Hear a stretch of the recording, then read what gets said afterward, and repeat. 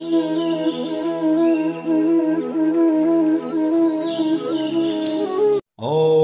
श्री गणेशाय नमः। अथ श्री गणेश दुर्ग स्तोत्रम्। श्रीकृष्ण उवाच। वद शिव महानाथ पार्वती रमणेश्वर दैत्य संग्राम वेलायां स्मरणीयं किमीश्वर। ईश्वर उवाच। शृणु कृष्ण प्रवक्ष्यामि गुह्यागुह्यतरं महत्। गणेश दुर्ग दिव्यं च शृणु वक्ष्यामि भक्तितः। त्रिपुरवध वेलायां स्मरणीयं किमीश्वर।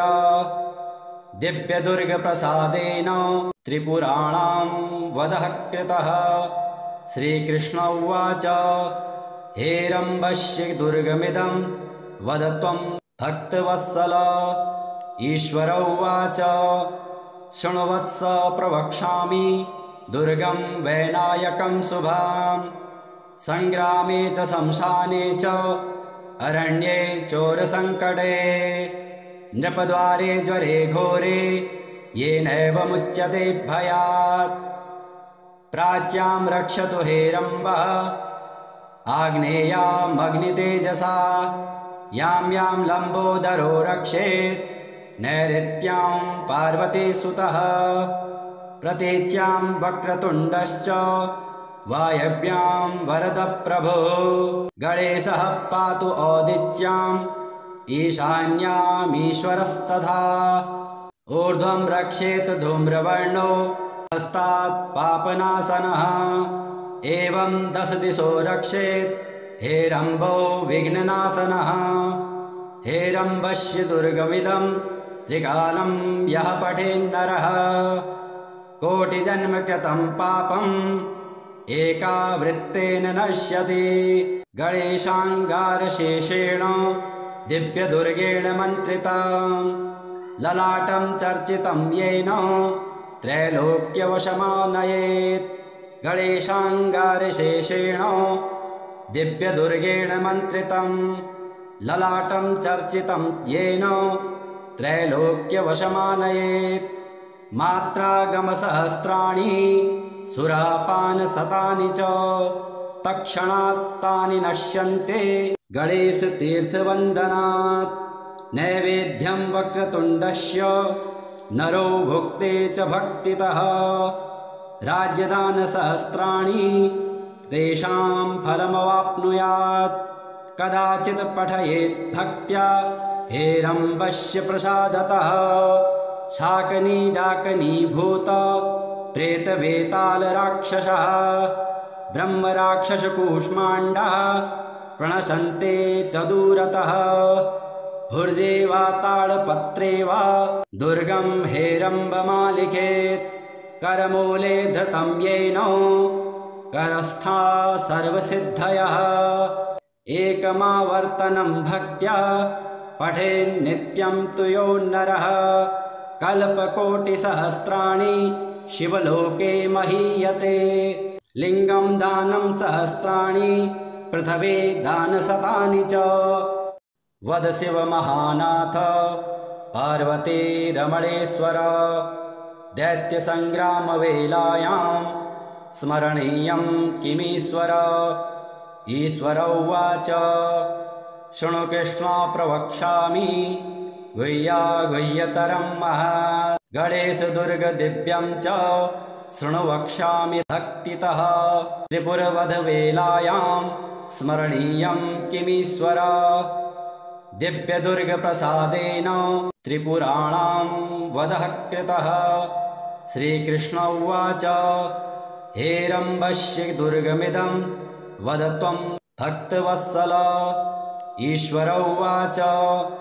शृणु वत्स प्रवक्ष्यामि दुर्गं वैनायकं शुभं। संग्रामे च शमशाने च अरण्ये चोरसङ्कटे नृपद्वारे ज्वरे घोरे येनैव मुच्यते भयात्। प्राच्यां रक्षतु हेरम्बः आग्नेयामग्नितेजसा।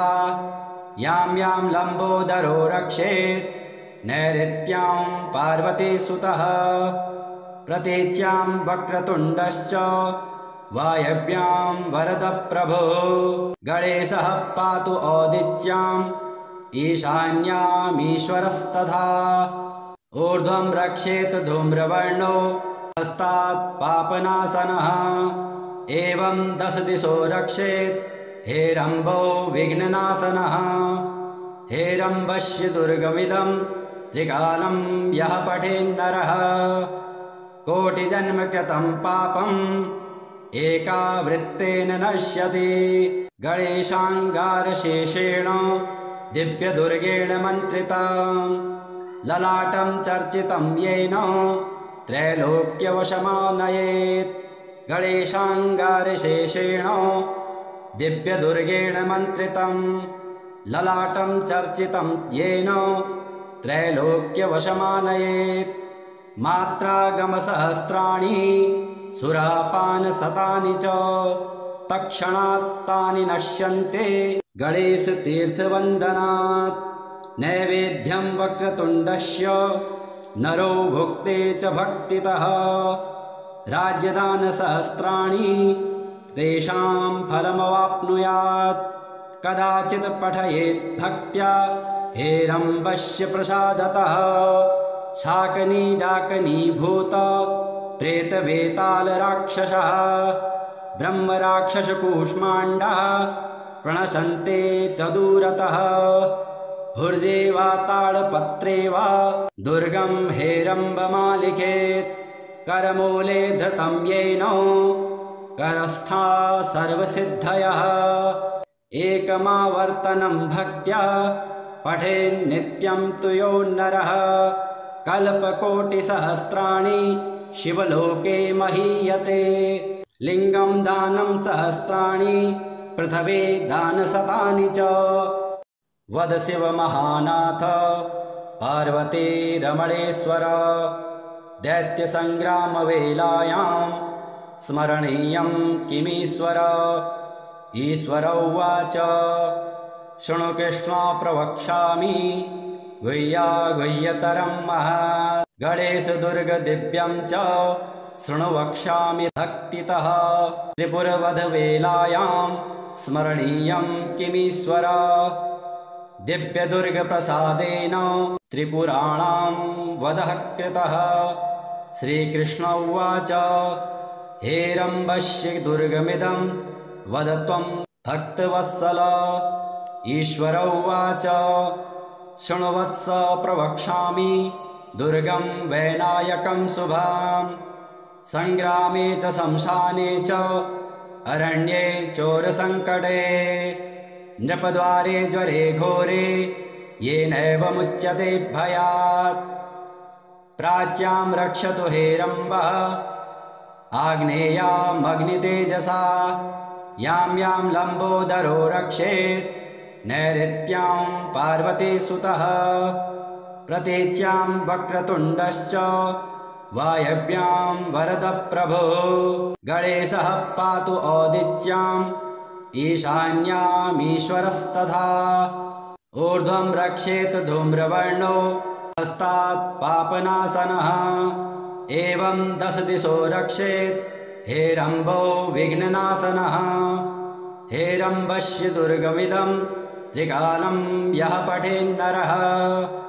कोटिजन्मकृतं पापम् एकावृत्तेन नश्यति गणेशाङ्गारशेषेण दिव्यदुर्गेण मन्त्रितं ललाटं चर्चितं येन त्रैलोक्यवशमानयेत् गणेशाङ्गारशेषेण दिव्यदुर्गेण मन्त्रितं ललाटं चर्चितं येन त्रैलोक्यवशमानयेत् मात्रागमसहस्राणि सुरापानशतानि च तत्क्षणात् तानि नश्यन्ते गणेशतीर्थवन्दनात् नैवेद्यं वक्रतुण्डस्य नरो भुक्ते च भक्तितः राज्यदानसहस्राणि तेषां फलमवाप्नुयात् कदाचित् पठयेत् भक्त्या हेरम्बस्य प्रसादतः शाकनी डाकनीभूत